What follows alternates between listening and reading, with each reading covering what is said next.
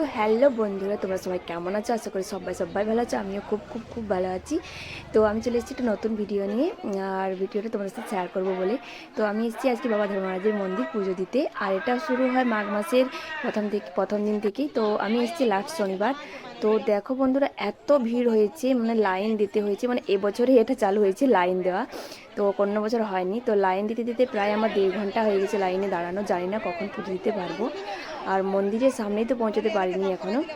তো দেখার মতো ভিড় জমেছে এবছর। তো দেখো, কোনো কারণে মন্দিরের সামনে পৌঁছেছি, আর মন্দিরের ভিতরে ঢুকেছি। তো মন্দিরের ভিতরে ঢুকে দেখি পা ফেলারও জায়গা নেই, কোনো রকমে আমি বাড়িটাতে পুজো দিয়ে, আর যা দেখো সবাইকে পুরো মাথাগুলো দেখা যাচ্ছে, আর কিছু নয়। তো যাই হোক, কোনো রকমের পুজোটা দিয়ে শেষমেশ বাইরে বেরিয়ে পড়লাম। তো বাইরে বেরিয়ে দেখি যে দাঁড়ানোরও জায়গা নেই, এত ভিড় হয়েছে, এত ভিড়। তো বন্ধুরা দেখো, ভিডিওটা তোমরা সবাই কেমন লাগলো বলো, কমেন্টে জানিও। আর তোমরাও সবাই মেলা দেখতে এসো আমাদের এখানে, মোটকদা শনি মেলা।